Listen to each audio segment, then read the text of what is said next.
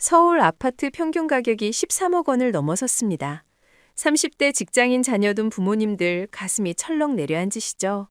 그런데 정부가 드디어 큰 결심을 했습니다. 안녕하세요. 편한생활TV입니다.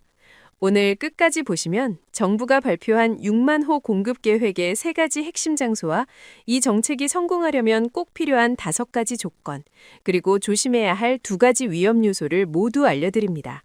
특히 우리 자녀들이 실제로 살 수 있는 집이 될지 아니면 그냥 말잔치로 끝날지 정확하게 판단하실 수 있게 도와드리겠습니다. 서울 용산 과천 같은 알짜배기 땅에 6만 호를 짓겠다는 정부의 약속, 과연 지켜질 수 있을까요? 오늘은 이 정책이 우리 자녀들에게 진짜 희망이 될 수 있는지 함께 살펴보겠습니다. 지난 1월 29일 정부가 깜짝 발표를 했습니다. 서울 용산 과천 성남 같은 수도권 핵심 지역에 주택 6만 호를 공급하겠다는 겁니다. 이게 얼마나 대단한 일이냐면요. 그동안 정부가 집을 지으려고 해도 땅이 없다. 서울은 더 이상 지을 곳이 없다. 이런 얘기만 하다가 이번엔 정말 있는 땅 없는 땅 다 끌어모았습니다. 국토부 관계자가 뭐라고 했는지 아세요? 정부의 모든 부처가 가진 땅들을 다 내놓았다고 합니다. 공공청사 부지, 군부대 부지, 심지어 골프장까지 전부 활용하겠다는 겁니다. 언론에서는 이걸 보고 정부가 땅을 영끌했다 이렇게 표현하더라고요. 영혼까지 끌어모았다는 뜻이죠. 그럼 도대체 어디에 집을 짓는다는 걸까요? 가장 중요한 3곳을 말씀드리겠습니다. 첫 번째, 서울 용산 국제업무지구입니다. 여기에 1만 가구를 짓겠다고 합니다. 용산이 어디입니까? 서울 한복판이죠. 지하철 4호선, 경의중앙선이 지나가고 남산도 가깝고 청와대도 가깝고 정말 서울에서 손에 꼽히는 좋은 위치입니다. 그런데 여기에 1만 가구를 짓는다는 건 정말 큰 결심입니다. 두 번째, 경기도 과천입니다. 과천 경마장 부지랑 방첩사령부 부지를 합쳐서 9,800가구를 짓겠다고 합니다. 과천도 좋은 곳이죠. 서울 접근성이 좋고 정부 과천청사가 있어서 교통도 좋고 주변 환경도 깨끗합니다. 많은 분들이 살고 싶어하는 지역입니다. 세 번째, 서울 노원구 태릉 골프장입니다. 여기에 6,800가구를 짓겠다고 합니다. 태릉 CC라고 들어보셨을 겁니다. 서울 시내에 있는 골프장인데 이걸 주택으로 바꾸겠다는 겁니다. 7호선 태릉 입구역이 가깝고 서울 동북권에서는 꽤 괜찮은 입지죠. 이 외에도 성남 캠프킨 부지에 2,500가구, 기타 여러 곳을 합쳐서 총 6만 호입니다. 그런데 여기서 중요한 게 하나 있습니다. 이 6만 호 중에서 약 4만 호는 작년 9월에 발표했던 계획에도 없던 순수하게 새로 추가된 물량이라는 겁니다. 그러니까 정부가 정말 작정하고 밀어붙이는 거죠. 자, 그럼 이제 이 정책이 좋은 건지 나쁜 건지 한번 따져봐야겠죠? 먼저 좋은 점부터 말씀드리겠습니다. 가장 큰 장점은 뭐냐? 위치가 정말 좋다는 겁니다. 그동안 정부가 짐을 지을 때 어디에 지었습니까? 인천 검단, 남양주 왕숙, 하남 교산 이런 서울 외곽 신도시에만 지었어요. 그러다 보니까 젊은 사람들이 뭐라고 했냐면 거기 가서 살면 출퇴근에 2시간씩 걸린다. 차라리 전세로 서울에 사는 게 낫다. 이런 반응이었습니다. 그런데 이번엔 다릅니다. 용산, 과천, 태릉 전부 서울이거나 서울 바로 옆입니다.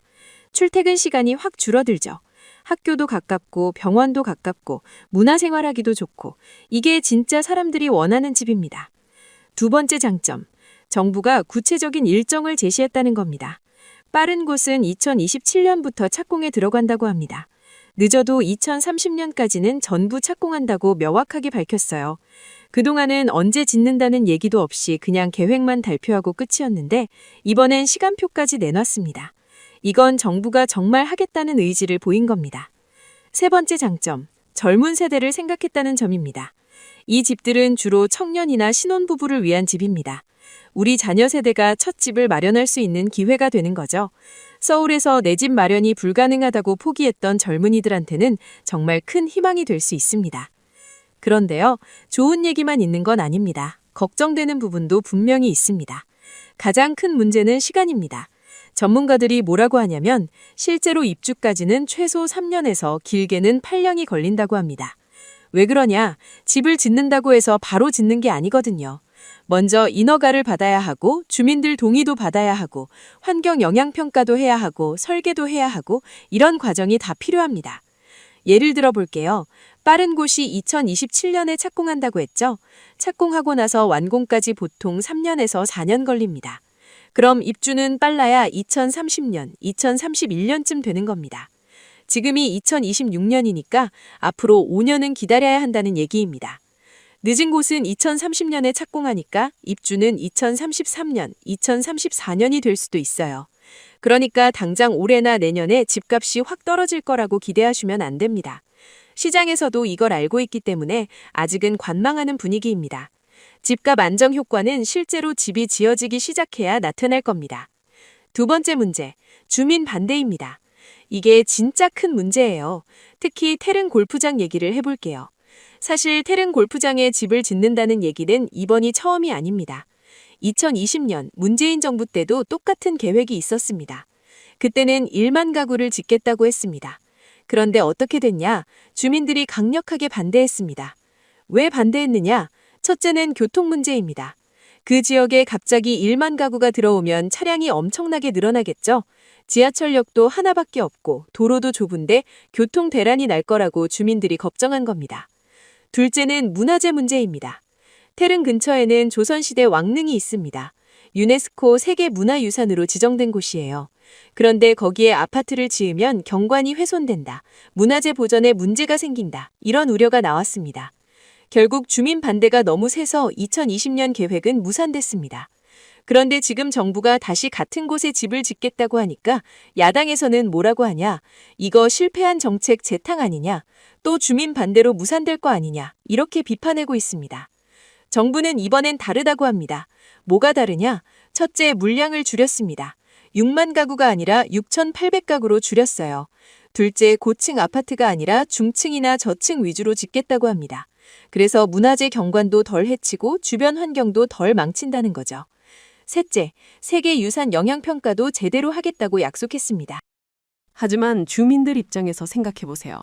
내 집 앞에 갑자기 아파트 수천 가구가 들어온다고 하면 반가울 리가 없죠. 집값 떨어질까봐 걱정되고, 교통 혼잡해질까봐 걱정되고, 동네 조용하던 게 시끄러워질까봐 걱정됩니다.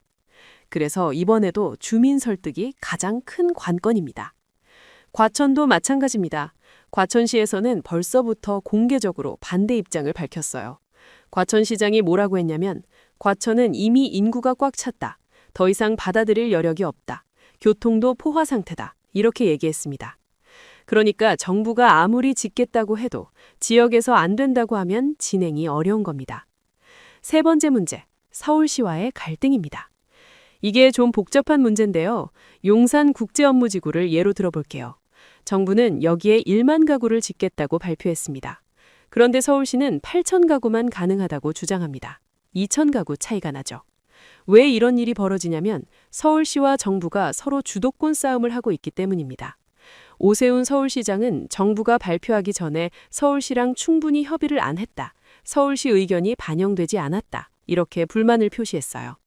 실제로 집을 지으려면 서울시의 협조가 꼭 필요합니다. 건축허가도 서울시가 내주고 도시계획도 서울시가 바꿔줘야 하고 교통대책도 서울시가 세워야 하거든요. 그런데 중앙정부랑 서울시가 서로 으르렁거리면 일이 제대로 진행될 리가 없죠. 정치적으로도 문제가 됩니다. 오세훈 시장은 야당 소속이고 이재명 대통령은 여당이니까 정치적으로 대립하는 관계입니다. 앞으로 지방선거도 다가오는데 이런 상황에서 서로 협력할 수 있을지 의문입니다. 네 번째 문제, 집의 크기입니다. 전문가들이 지적하는 부분인데요. 이번에 공급되는 집들이 대부분 소형 평수라는 겁니다. 청년이나 신혼부부용이니까 당연히 작은 평수겠죠. 보통 전용 면적 60제곱미터 이하, 그러니까 18평에서 20평 정도입니다. 문제가 뭐냐면 평생 살 집이 못 된다는 겁니다. 신혼 때는 괜찮아요. 둘이서만 살면 되니까요. 그런데 아이가 태어나고 아이가 2명, 3명이 되면 어떻게 됩니까? 좁아서 못 삽니다. 결국 몇 년 살다가 다시 이사를 가야 하는 거죠. 그럼 이게 진짜 주거 안정이냐? 이런 의문이 생깁니다. 잠깐 머무는 집이지 뿌리 내리고 사는 집은 아니라는 거예요. 전문가들은 좀 더 다양한 평형을 섞어서 공급해야 한다고 조언합니다. 큰 평수도 있고 중간 평수도 있고 작은 평수도 있어야 여러 상황의 가족들이 선택할 수 있다는 겁니다. 자, 그럼 이 정책이 성공하려면 어떻게 해야 할까요? 5가지 조건을 말씀드리겠습니다. 첫째, 주민을 설득할 확실한 인센티브가 있어야 합니다. 그냥 희생만 강요하면 안 됩니다. 예를 들어서 태릉에 집을 짓는다면 그 지역 교통을 확 개선해줘야 합니다. 지하철 노선을 추가로 만들어준다든지 광역버스를 대폭 늘려준다든지 이런 구체적인 혜택을 제시해야 주민들이 납득합니다. 또 공원이나 문화시설, 도서관 같은 것도 같이 만들어서 동네 전체가 좋아진다는 느낌을 줘야 해요. 그래야 주민들이 우리 동네에 집이 들어오면 나쁜 것만 있는 게 아니구나, 좋은 것도 있구나 이렇게 생각합니다. 둘째, 서울시와 정부가 협력해야 합니다. 이건 필수입니다. 서로 싸우면 아무것도 안 됩니다. 정치적인 이해관계를 떠나서 국민을 위해서, 젊은 세대를 위해서 손을 잡아야 합니다. 오세훈 시장도 서울 시민을 위한다면 협조해야 하고 정부도 서울시 의견을 존중해야 합니다. 셋째, 절차를 투명하고 빠르게 진행해야 합니다.